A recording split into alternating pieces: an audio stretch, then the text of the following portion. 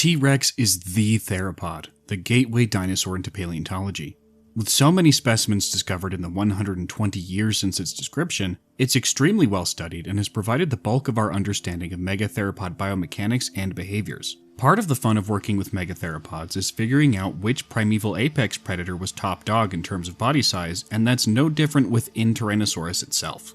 Today we're covering all of the giant T-rex specimens discovered as of May 2026, using cutting-edge research to determine which tyrant lizard was truly the king.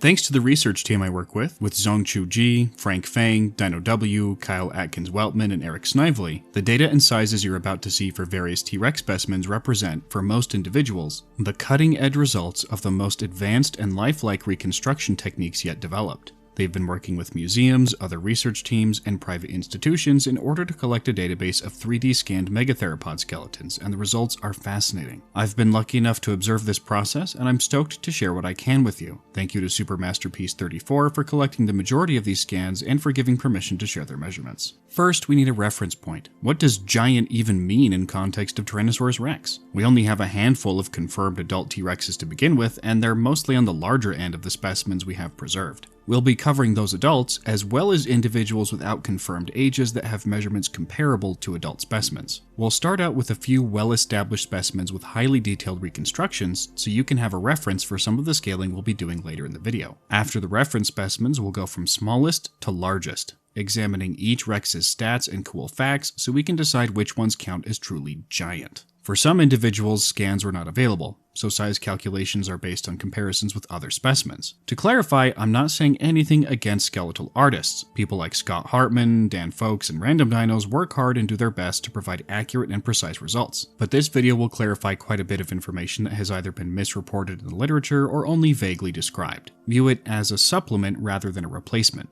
with scans allowing for a much better understanding of measurement standards than 2D images can provide. We should also mention age. The growth stage of a given specimen can be difficult to infer or calculate without histological examination of the cross-section of bones, a process that basically lets you look at growth rings in animals like you can with a tree. Only a handful of T-rex specimens have been histologically analyzed, and an even smaller number are fully grown. So I won't overclaim here. If we don't know a specimen's age, I won't pretend that we do. I'll be honest about when we're guessing. On that note, let's get started with our three reference specimens: AMNH 5027, Stan, and MOR 555. AMNH 5027, or Roberta, was the public face of Tyrannosaurus for nearly a century. Discovered in 1908, this specimen isn't the holotype, but might as well be in terms of cultural impact. It's reportedly the specimen that inspired Rexy from Jurassic Park, which revolutionized how dinosaurs were viewed in popular culture. It's also the specimen that comes to life in Night at the Museum. Surprisingly, for such an iconic specimen, it's rather small. A 2020 study classified it as on the line between young adult and adult, with a notable amount of growing left to do, although I will stress that it was based on body morphology rather than actual histological work. Any specifics about its age are guesses. At any rate, having a small possible adult weighing at 7.2 tons is a great reference to use, especially since we know the skull and ilium length to compare with other specimens later on. A 2025 paper found a higher mass for the specimen, about 7.9 tons, but that was based on predicting soft tissue levels using an equation based on modern birds and lizards. More detailed muscle-based models from the same authors result in lower masses. Stan is one of the most immediately recognizable and iconic Tyrannosaurus specimens out there. Discovered nearly 40 years ago, he's been reproduced in cast form for dozens of museums across the world thanks to his high degree of completeness, and is currently on display at the Natural History Museum of Abu Dhabi. The most detailed volumetric models available yield between 9.1 and 9.7 tons for this 11.8 meter rex. Stan is what's called a false gracile rex. Its femur circumference is weirdly low for the size of its skeleton, so if you went off femur measurements alone, you'd think it was much smaller than it actually is. Devil Rex is perhaps the coolest name for a Tyrannosaurus specimen ever, so I'm a little biased towards this guy just for that. It's also the skeleton that my wife and I got to see on our honeymoon, which was a week-long tour of all the museums that the Smithsonian had to offer. Devil Rex's mount, depicting it about to rip the frill off a Triceratops, is undeniably epic. A 2025 abstract by the team I'm lucky enough to work with reconstructed Devil Rex on a muscle-by-muscle basis using 3D scans of the material and arrived at 9.4 tons for the beast. It helps that the specimen is mostly complete, with 80 to 85% preserved, so it's a great addition to our pool of reference skeletons. Onto the other potentially adult specimens, starting with the smallest. It is incredibly difficult to find any good information about the T-Rex Custer, MOR008. The specimen is just a skull that experienced significant distortion, which adds another layer of complication to size estimation. The maxilla is restored as too long and drawn out, and the actual measurements from Pete Larson, along with a corrected reconstruction by Paleo Joe, indicate an animal with a 1.34 to 1.4 meter skull in life. That's barely larger than AMNH 5027 and smaller than MOR 555, suggesting an approximate body mass of 7,600 kilograms. We also don't know the age for this one, although CAR 2020 suggested adulthood. It seems to be on the small side. Huxley is short in terms of length. That is to say, it's short antero-posteriorly, from head to tail. Not long. Sheesh, English. It is, however, quite tall and robust, somewhat resembling a compressed maple bar of a rex, and so would have weighed a decent amount despite not being terribly long, somewhere in the order of 7.9 tons. Huxley was 22 years old, as established by Erickson et al. 2024, but was still growing as evidenced by the lack of an EFS, or external fundamental system. That's a series of very closely packed growth rings that indicate an animal had ceased meaningful growth. Young adult seems to be the best term to describe this animal. Unfortunately, there's not much to say about MOR 980, also known as Pex Rex. As far as I can tell, it hasn't been used in many scientific studies. We don't know how old it was when it died, and its size is rather unremarkable at only 8.5 tons. It has a neat mount at the Museum of the Rockies, however, and is believed to have suffered from a bacterial infection in its jaws that would have made fighting and feeding rather painful. Tristan Otto also had a bone infection in its jaw. CT scans in 2021 demonstrated the presence of reactive bone growth at the bottom of Tristan Otto's dentary, or lower jaw. This growth likely resulted from bacterial infection. Tristan is held at the Berlin Natural History Museum on loan and is plausibly a young adult of 20 years old, although skeletal maturity has not been verified. With a body length of 11.76 meters, hip height of 3.82 meters, and an estimated body mass of 8.8 tons, Tristan is essentially the black T-Rex from Dinosaur King but in real life, and may have still had some growing to do. Plus, it has actual black bones stained by the clay it was buried in. How cool is that? Victoria is an incredible specimen. According to Bucky Derflinger, histology analysis by Philip J. Curry indicated she was about 17 years old at time of death, with a good chunk of growing years ahead of her. And yet, despite her youth, she was already nearly 12 meters long and weighed at least 9 tons, according to a volumetric analysis by Oliver DeMuth in 2021. She's a great example of the sheer robusticity that Tyrannosaurus could reach even when young, and was built like a battering ram. Maybe we should have named her Grand. Actually, let's save that for a supergigantic ceratopsian or ankylosaurid.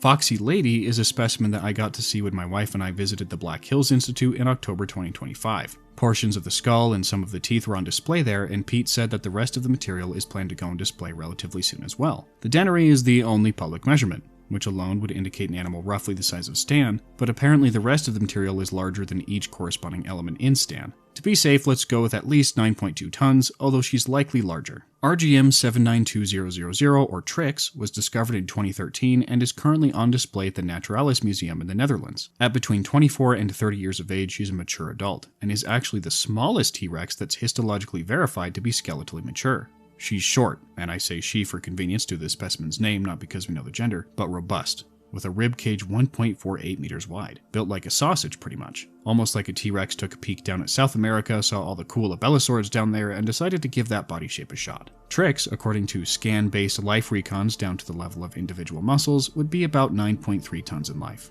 Remember, smallest verified adult. SDSM 12047 was discovered 46 years ago as the time of this video's writing. It's not bad material, with almost an entire articulated skull, along with a partial cervical series, ribs, an ilium, the left femur, tibia fragments, and several caudal vertebrae. Comparing the scan of the skull to that of t.rex revealed it to be slightly larger, which surprised me given how I expected it to be a smaller individual. Thanks to RobustMorph for performing that analysis. It wouldn't surprise me if this were a subadult or young adult based on how narrow the back of the skull is, similar to the gradually broadening morphology we see in the Duffy specimen, although a bit larger. The cool part about the Mud Butte Rex, or Scarface, is the gnarly pathology on its left maxilla. Reactive bone growth that could have been caused by injury or disease has severely affected the bone here and caused it to thicken in response to trauma. Tyrannosaurus rex wasn't properly established as a genus until 1905. In the same paper as Dynamasaurus actually, although that taxon was absorbed back into T.rex a year later. The holotype of T.rex is now known as CM9380 and is on display at the Carnegie Museum. It's surprisingly quite fragmentary despite being the basis for the species, with only 11% of the skeleton preserved, but those portions are much bigger than I thought before beginning the research for this video. I have to apologize to Arwen actually. In a previous video, I stated that it was smaller than the Giganotosaurus holotype, and after reviewing the material, I realized that is very unlikely to be the case. Arwen's skull is much shorter than the outdated Giga Mount Recon, but she has a more robust femur, a much longer tibia, a thicker tail, and a pelvis that's 50% larger. A 2011 study using laser scans of the fossils found an average mass of just over 9 tons, which was with the super low density values of the early 2010s and would translate to 9.7 tons with today's knowledge of large archosaur densities. That aligns well with scaling from the Dempsey et al. 2025 reconstruction of AMNH 5027, as well as the G et al. 2025 uber-detailed recon for MOR 555. Between 9.2 and 9.7 tons for Arwen seems like the best range.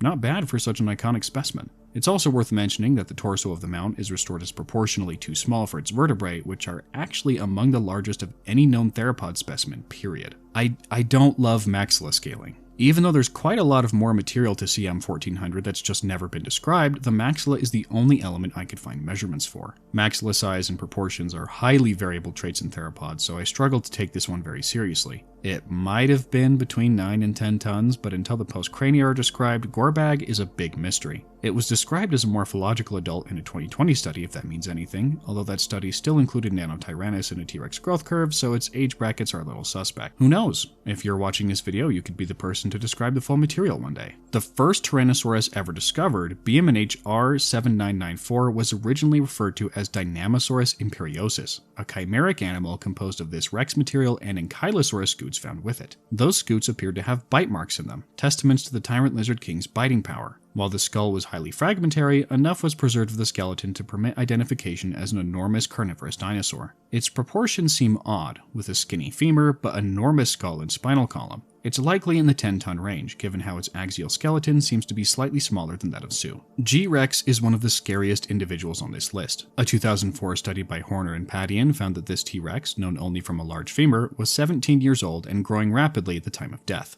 The femur is huge already, at 1.26 meters long from greater trochanter to lateral condyle and 580 millimeters wide, nearly as wide as Sue's. Comparisons with Devil Rex suggest a mass of approximately 9.8 tons based on its length and circumference. If G-Rex had lived to become a skeletally mature adult, it likely could have gained another couple tons to rival the biggest Rexes out there. Even though its growth was cut short by mortality, it was already bigger than pretty much every theropod not named Tyrannosaurus or Zhusheng-Tyrannus, and was comparable to the old, high-end estimates for the Dennery Giga. Scotty is a beast, and is by far the largest theropod ever discovered in Canada. It took 20 years to excavate the entire thing, and it wasn't until 2019 when Scotty was recognized as one of the most massive Tyrannosaurus specimens ever discovered. Persons et al. 2019 calculated a rough mass estimate based on a restored femur circumference and got 8,800-ish kilograms, higher than what they got for any other specimen. Scans indicate that its size relative to other specimens may have been overestimated, but the raw numbers are far higher than femur allometry indicates.